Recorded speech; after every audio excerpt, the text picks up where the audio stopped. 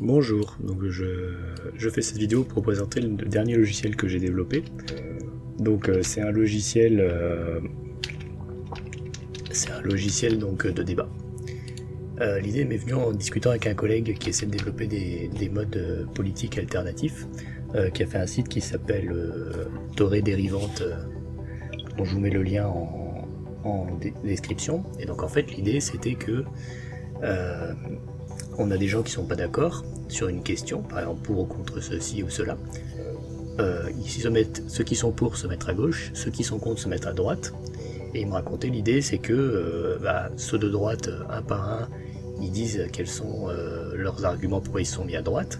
Et si ceux de gauche ils changent d'avis, ils vont à droite, et vice versa. Après ceux de gauche ils disent un par un pourquoi est-ce qu'ils sont à gauche, et ceux qui sont à droite ils repassent à gauche, et puis ça continue comme ça, jusqu'à ce que tout le monde soit du même côté. Donc ça m'a donné envie de créer un logiciel qui permet de faire ça, quoi, de décider ensemble, de mettre en place un processus où chacun donne ses arguments, chacun les juge, et puis décide d'aller à gauche ou à droite, comme ça. Donc le logiciel est très simple, ça démarre avec un truc de login, donc où on choisit de mettre un mot de passe et un login. Bon là c'est une adresse mail, mais en fait ça envoie jamais de mail. Donc on le crée. Une fois qu'il a été créé, on peut se loguer dessus. Là pour le moment il n'y a pas de débat, donc je vais en créer un. Pour ou contre le capitalisme, un truc classique. Là on va dire que Coco est pour. Donc il pourrait y avoir d'autres débats du style pour ou contre la religion. Allez. Et là on va dire qui serait contre. Voilà. Ensuite, donc on peut aller sur les débats sur lesquels on a créé, mais c'est pas tout. Donc si là je me déconnecte, j'imagine un autre qui s'appellerait Coco2 avec le même mot de passe. Je le crée, il a été créé, et je me log dessus. Donc Coco2 il pourrait aussi écrire des débats. Par exemple, il pourrait écrire pour ou contre la chocolatine. Voilà, c'est pour ceux qui sont pro pain au chocolat ou pro chocolatine. Donc là, lui pourrait dire qu'il est pour. D'ailleurs, vu comment la question est formulée, lui il est pour. Voilà. Donc au-dessus apparaissent les débats sur lesquels on est déjà placé. On peut cliquer sur aller, et puis il y a les débats écrits par les autres, sur lesquels on peut être pour ou contre. Donc là, il vient de créer son débat sur la chocolatine, et puis il se dit, ouais, mais moi j'ai des opinions sur le capitalisme, je suis contre. Voilà. Donc là, il est rentré dans le débat. Quand on est rentré dans le débat, on nous propose un argument. Donc là, il va dire pourquoi il est contre le capitalisme. Ça creuse les écarts entre les riches et les pauvres. Voilà. Argument classique qu'il valide. Alors, ok. Donc là, on a un truc de statistique en fait. Donc on nous dit il y a combien d'adhérents sur ce débat. Donc lui il est contre, il y en a un. Et il y a Coco 1, lui il était pour, donc il y en a un. Donc on est à 1 contre 1. Et il y a un argument qui a été créé par Coco 2 qui était contre. Voilà. Coco 2 pourrait changer d'avis, il pourrait devenir pour. Alors si je clique là, il devient pour, et là maintenant ils sont 2 à être pour, et 0 à être contre. Et on va dire pour le moment qu'il reste contre. Voilà. Donc, on est dans cette situation. Là, Coco 2 il peut pas faire grand chose, hein, puisqu'il n'y a qu'un seul argument et c'est lui qui l'a fait. Donc, il va changer de débat. Coco 2 change le débat, il va revenir sur sa chocolatine, où là il est pour, et puis il va mettre son argument. Son argument ça va être parce que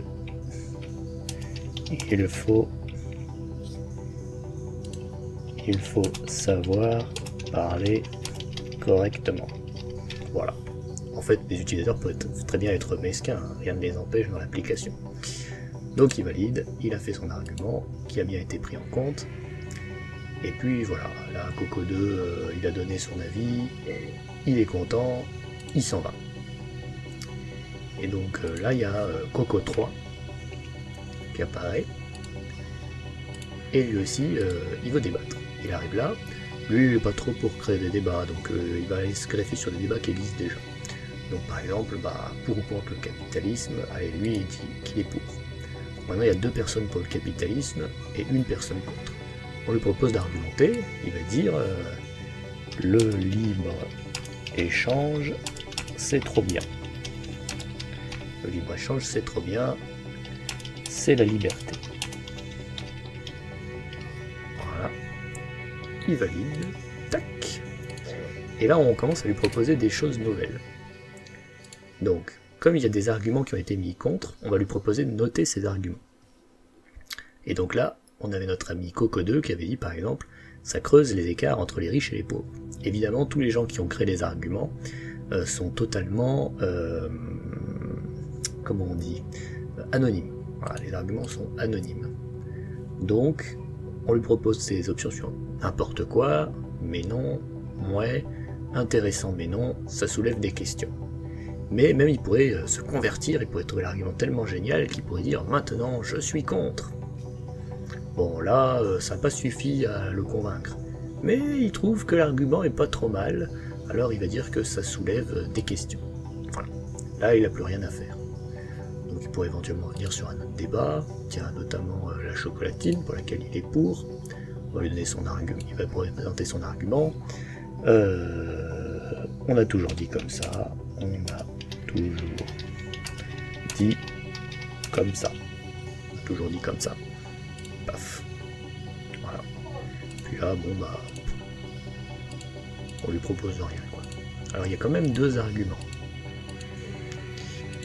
Donc voilà, après il se déconnecte. Et puis là, il y a Coco4 qui va arriver. Coco4. Tac. Slog. Il voit des débats, pour ou contre le capitalisme. Allez, lui aussi il est pour. Paf, c'est la journée des capitalistes. Donc là maintenant on a 3 personnes pour le capitaliste et un seul qui est contre. Et chacun a produit un argument. Lui il va produire un argument aussi.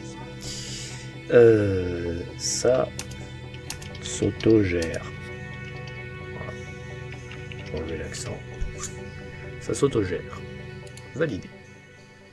Et là il revoit l'argument de l'autre. Ça creuse les écarts entre les riches et les pauvres. Ouais, il est pas convaincu. Allez, il dit que c'est n'importe quoi, que c'est même pas vrai. Hop. Puis là, on lui propose plus rien.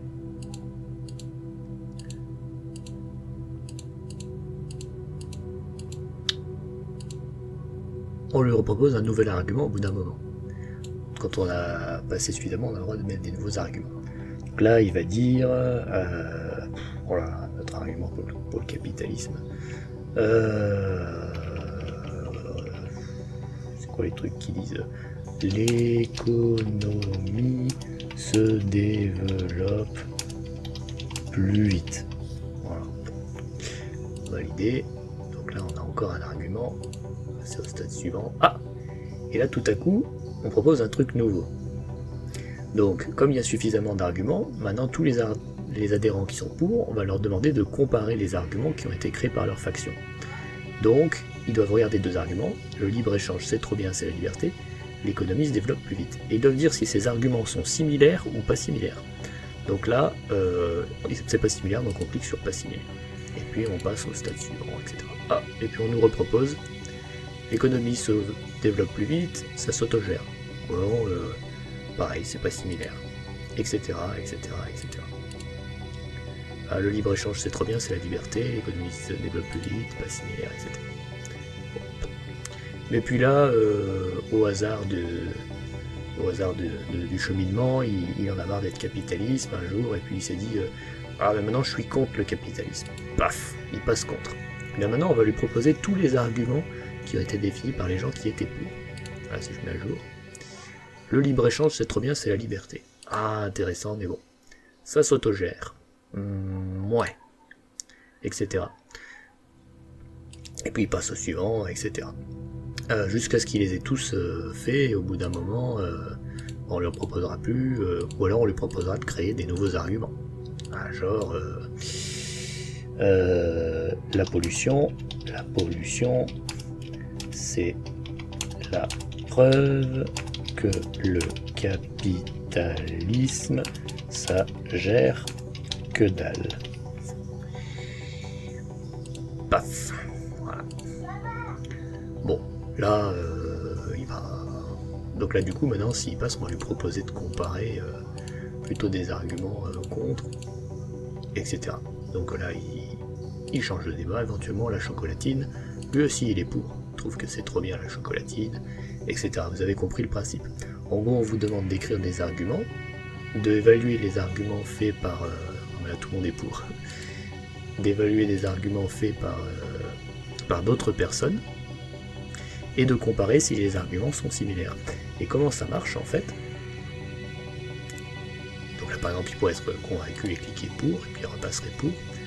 Comment ça marche en fait? Les arguments qui sont les mieux notés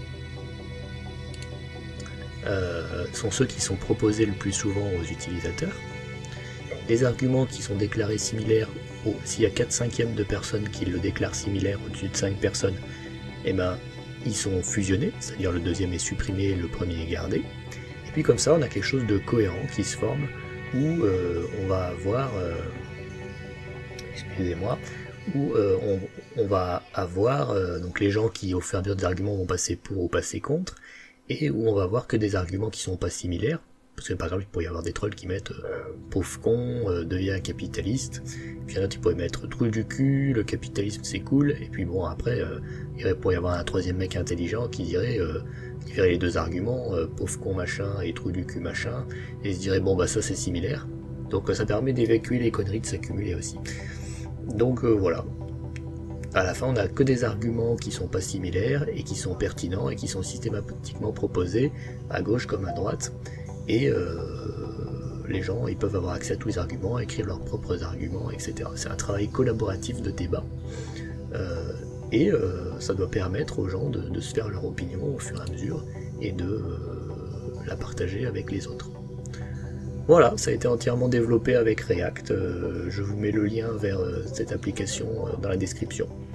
Et puis j'espère que vous l'utiliserez avec parcimonie et sagesse, ou que ça vous inspirera d'autres applications peut-être plus abouties pour faire la même chose.